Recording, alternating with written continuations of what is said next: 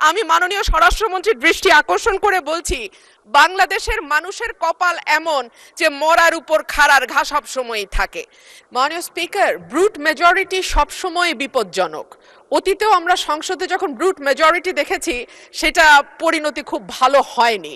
মাননীয় স্পিকার, সে কারণে আমি বিনীতভাবে বলি, আমাদের সম্পূরক প্রশ্নের বিধিনিষেধ যদি এত কড়াকড়ি ভাবে করেন, তাহলে আমরা কি করে মন্ত্রী পরিষদকে জবাবদিহিতার আওতায় আনবো? মাননীয় সদস্য, এটা এটা এই অবস্থান থেকে করা হয়নি। We are abide by the rules and regulations of the parliamentary procedure, and I am hereby to declare that I cannot go beyond the procedure. I understand মাননীয় স্পিকার, কিন্তু তারপরেও একটু যদি উদার হই তাহলে বোধহয় ভালো হয়। আমাদের মাননীয় স্বরাষ্ট্রমন্ত্রী, উনি অত্যন্ত দক্ষ যোগ্য ব্যক্তি। উনি সংবিধান যেমন ভালো জানেন, আমি নিশ্চিত উনি ওনার মন্ত্রণালয়ের ব্যাপারেও অনেক বেশি জানেন। সে কারণেই একেবারে সম্পূরক প্রশ্ন ঠিক ওই মূল প্রশ্নের আঙ্গিকে না হলেও আমি মাননীয় স্বরাষ্ট্রমন্ত্রীর দৃষ্টি আকর্ষণ করে বলছি, বাংলাদেশের মানুষের কপাল এমন যে মরার উপর খাড়ার ঘা সব সময়ই থাকে।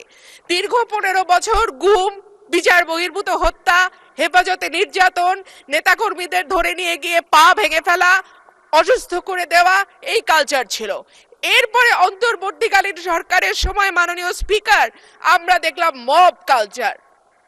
2024-এর সেপ্টেম্বর থেকে 2026-এর জানুয়ারি পর্যন্ত মাননীয় স্পিকার, আমাদের যেই পরিসংখ্যান সেটা বলছে যে 250-300-র উপরে মানুষ নিহত হয়েছে এই মবের খপ্পরে পড়ে।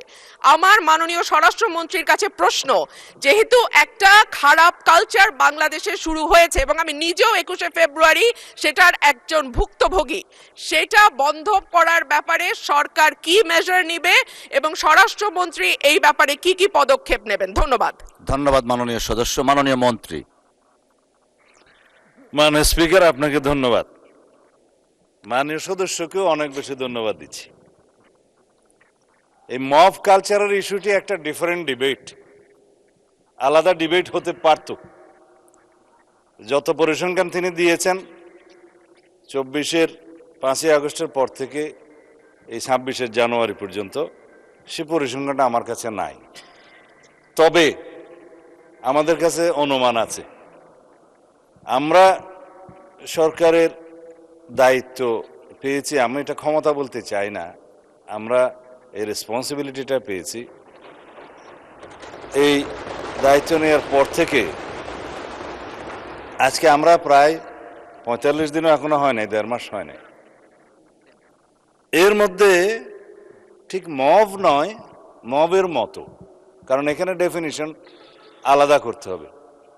কোনটা গাইবান্ধার পলাশবাড়িতে থানায় গিয়ে হামলা, সেটা কি মব হবে? নাকি কোনটা 21শে ফেব্রুয়ারিতে মাননীয় সদস্যের উপরে হামলা হয়েছে, সেটা কি মব হবে? নাকি উত্তরা একটা বিজনেস সেন্টার, উত্তরা স্কোয়ার সম্ভবত নাম, সেখানে ঘেরাও করে দোকানপাট ভঙ্গ করেছে, সেটা কি মব হবে? সব কিছুকে মব বলা ঠিক হবে না। কিছু আছে সংগঠিত পরিকল্পিত অপরাধ, তার বিরুদ্ধে মামলা হয় এবং সেটা তদন্ত হয়, গ্রেফতার হয় এবং বিচারের জন্য সুপর্দ করা হয়। কিন্তু স্পষ্ট উচ্চারণ আমরা করেছি দায়িত্ব নেওয়ার পরে, বাংলাদেশে কোনো রকমের মব কালচার আর থাকবে না। রাস্তাতে যে কোনো দাবি নিয়ে মহাসড়ক সড়ক অবরোধ করে দাবি আদায়ের যে প্রবণতা ইন্টারিম গভর্নমেন্টের সময় দেখা গিয়েছে, ক্ষেত্র বিশেষে সেই গভর্নমেন্টের দুর্বলতার কারণে ইন্সপায়ার্ড হয়েছে, সেটাকে আমরা আর কখনো অ্যালাউ করব না। গণতান্ত্রিক প্রক্রিয়া হিসেবে দাবি থাকবে, সেই দাবির জন্য সংশ্লিষ্ট কর্তৃপক্ষের কাছে, মন্ত্রণালয়ের কাছে, ডিপার্টমেন্টের কাছে অবশ্যই দাবিনামা স্মারকলিপি দেয়া যাবে। সেই জন্য জনমত সৃষ্টির জন্য সেমিনার, সিম্পোজিয়াম আয়োজন করা যাবে এবং প্রয়োজনে সেটা একটা জনসমাবেশের মাধ্যমে প্রকাশ করা যাবে এবং অ্যাসোসিয়েশন রাইট টু স্পিকস, এগুলো আমরা এনশিওর করব, সেটা করা যাবে। It's Democratic culture. কিন্তু মবের মাধ্যমে যেন আমরা সবাই এই সমস্ত দাবি আদায়ের প্রবণতা থেকে বেরিয়ে আসি। যখন সেটা মব হবে, মবের ডেফিনিশন আলাদা, স্পেসিফিক ক্রাইম হবে, ক্রাইমের ডেফিনিশন আলাদা, কোথাও থানায় গিয়ে আক্রমণ হবে, সেটা আলাদা।